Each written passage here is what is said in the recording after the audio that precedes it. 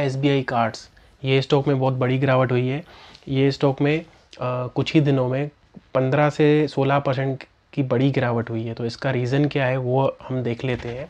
इसका जो main reason है वो है कि इसमें जो इसका जो स्टेक होल्डर था, जो US बेस्ड एक CA rover holding company limited है, ये देखिए CA rover holding company limited, ये एक सब्सिडरी कंपनी है कार्ले ग्रुप की। तो उन्होंने अपना एक बड़ा स्टेक इस SBI कार्ड्स का बेच दिया था। ये देखिए 5.1% इक्विटी स्टेक बेच दिया था, वो भी ओपन मार्केट में बेचा था, किसी एजेंसी को नहीं बेचा था। उन्होंने NSE BSE ओपन मार्केट में ही ये जो शेयर है ऑफलोड कर लिए थे। इसके कारण ये शेयर जो 1000 से 1100 के बीच में चल रहा था वो 980 के आसपास आ गया था। उस टाइम पे 5 से 6% गिर गया था। और उसके बाद उन्होंने फिर से 4-5% इसमें फिर से स्टेक कम किया है। उसके कारण आज ये शेयर फिर से 4-5% गिर गया है। तो देखिए इसमें लिखा हुआ है CA रोवर होल्डिंग जो कंपनी है, उन्होंने 5.1% जो स्टेक है उन्होंने कम किया हुआ है। तो ये 5.1% कितना होता है? Almost 4.8 crore share. ये देखिए मतलब 5 करोड़ के आसपास शेयर, 4.8 करोड़ इक्विटी शेयर को उन्होंने ओपन मार्केट में सेल कर दिया है। इसमें आप इंटू 950 कर लेना, अप्रोक्स अमाउंट आ जाएगा इसमें।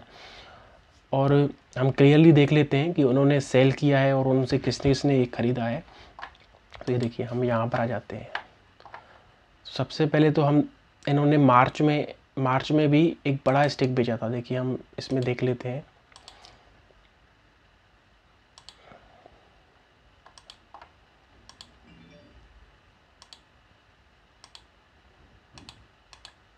ये देखिए मार्च में स्टॉक का नाम SBI कार्ड्स, डेट 17 मार्च को CA रोवर होल्डिंग्स कंपनी है जो उन्होंने सेल किए थे 4 करोड़ शेयर ओपन मार्केट में सेल कर दिए थे, जिसके कारण ये शेयर में बड़ी गिरावट आ गई थी। यहाँ पर देखिए ये वैल्यू लिखी हुई है 3943 करोड़ के शेयर, 4.26%। उसके कारण ये शेयर 1100 से 900 के आसपास आ गया था, 990, 1000 के आसपास आ गया था। और इन्होंने रिसेंट में फिर से इसको अपने स्टेक को कम किया है। ये देखिए 18 जून, मतलब यही महीने में इन्होंने 18 जून को इसी कंपनी ने CA रोवर होल्डिंग्स ने सेल किए हुए हैं 1.8 करोड़ शेयर। ये देखिए यहाँ पर 1.8 करोड़ शेयर सेल किए हैं 18 जून को। और इसके बाद फिर से 18 जून को ही फिर से 50 लाख शेयर सेल किए, और फिर सेम डे पे ही 1.9 करोड़ शेयर फिर से सेल कर दिए, और फिर सेम डे पे ही 55 लाख के करीब शेयर फिर से सेल कर दिए। तो आप इन सब का टोटल कर देना 1.8, ये 50 लाख, और ये दोनों का कर देना अप्रोक्स 4 करोड़ के आसपास शेयर इन लोगों ने फिर से सेल कर दिए थे। ये रिसेंट में ही हुआ है 18 जून को। तो इसके कारण ये शेयर गिर गया है। तो क्या हमको रिटेलर्स को बाहर चला जाना चाहिए स्टॉक में से? तो नहीं, ये कंपनी जो है प्रॉफिटेबल कंपनी है, बहुत अच्छी कंपनी है, डेट फ्री कंपनी है। तो ये जस्ट एक डील वो लोग अपनी उनकी स्ट्रेटजी होती है कि उनके पास 11% होल्डिंग्स थी, उसमें से उन्होंने आधा ही कम किया है, 6 से 7%। और देखिए 18 जून को ही मॉर्गन स्टैनली जो एशिया सिंगापुर की जो कंपनी है, एजेंसी है, रेटिंग एजेंसी है, और ये भी इन्वेस्टमेंट भी करते हैं ये, तो उन्होंने यही शेयर को बाय भी किया है। 54 लाख शेयर को इन लोगों ने बाय भी किया है। हालांकि इन्होंने बेचा बहुत बड़ी क्वांटिटी में है, 4 करोड़ के आसपास शेयर बेचे हैं, उसमें से सिर्फ आधा करोड़ मीन्स 50 लाख के करीब इन लोगों ने बाय किए हैं। और किस प्राइस में बाय किए हैं तो यहाँ पर लिखा हुआ है, ये देखिए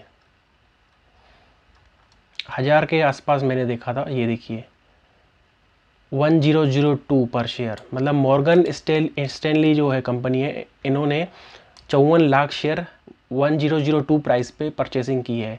तो ये एक बहुत बड़ी इन्वेस्टिंग कंपनी है। तो कोई इन्वेस्टिंग कंपनी शेयर ऐसे ही फालतू में क्यों खरीदेगी? उनको कुछ तो इस कंपनी में दिखा होगा, फ्यूचर ग्रोथ दिखी होगी, इसलिए उन्होंने इतना बड़ा इन्वेस्टमेंट किया हुआ है। तो आज अगर ये स्टॉक 930 950 के करीब आ गया है, तो हमको घबरा के इसको एग्ज़िट करने की कोई ज़रूरत नहीं है। मॉर्गन स्टैनली जब 1000 के ऊपर इस शेयर को ख़रीद सकता है, तो हम रिटेल इन्वेस्टर्स 940 के ऊपर तो इसको ख़रीद ही सकते हैं और होल्ड कर सकते हैं। तो आपको घबराने की कोई भी ज़रूरत नहीं है, इसमें बने रहें। ये डेट फ्री कंपनी है, इसका प्रॉफिट भी देखिए 293, 2014 में 293 करोड़ का प्रॉफिट था, वो बढ़ते बढ़ते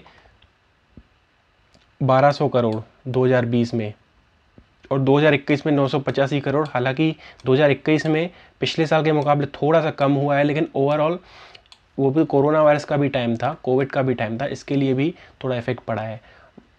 इसका फ्यूचर में तो इसकी जो सेल्स है, इसका जो प्रॉफिट है वो तो बढ़ेगा, क्योंकि अभी तो SGFC के नए कार्ड्स पे भी RBI ने बैन लगाया हुआ है, तो उसका जो इफेक्ट होगा 2 कंपनियों को मिलेगा, एक तो ICICI कार्ड्स को मिलेगा और एक SBI कार्ड्स को मिलेगा। तो इसमें घबराने की कोई भी ज़रूरत नहीं है, डेट फ्री स्टॉक है, आप बिंदास इसमें कंटिन्यू करें।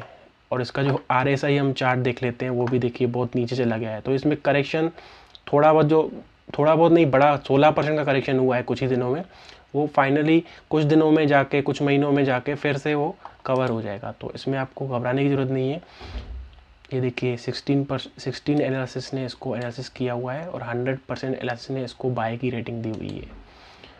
और इसका देखिए फोरकास्ट, देखिए प्राइस फोरकास्ट, ये मेरा फोरकास्ट नहीं है, ये जो एनालिसिस रहते हैं प्रोफेशनल एनालिसिस, वो इसको एनालिसिस करके अपना फोरकास्ट देते हैं। तो इसका जो फोरकास्ट है, अगर ये कंपनी ख़राब परफॉर्म करती है तो 1% बढ़ेगा, और अगर नॉर्मल परफॉर्म करती है तो 16% बढ़ेगा, और अगर ये कंपनी अच्छा परफॉर्म करती है तो 38% स्टॉक यहाँ से बढ़ने की संभावना है। 38% मतलब 1290। और इसका जो फ्यूचर का जो फोरकास्ट है, फ्यूचर अर्निंग फोरकास्ट, वो भी देखिए, अगर कंपनी ख़राब परफॉर्म करती है तो भी 38% इसका रेवेन्यू बढ़ेगा, नॉर्मल परफॉर्म करती है तो 75%, और अगर अच्छा परफॉर्म करती है तो 105%। तो इसमें चिंता की कोई भी बात नहीं है। हाँ, स्टॉक इंटरेस्टिंग वैल्यू से थोड़ा ज़्यादा है, लेकिन कोई बात नहीं, ये स्टॉक कमबैक ज़रूर करेगा। आप इसमें घबराएं नहीं और इसमें होल्ड करें, और अगर बाय ऑन डिप्स भी इसमें रिकमेंडेड है। तो आप जाके यहाँ पर खुद ही देख सकते हैं, अगर जिसको भी डील देखनी है आप गूगल पे जाके देख सकते हैं। देखिए इन्होंने 4 करोड़ शेयर सेल किए हैं, उसमें से 50 लाख के करीब शेयर मॉर्गन स्टैनली ने लिए हुए हैं।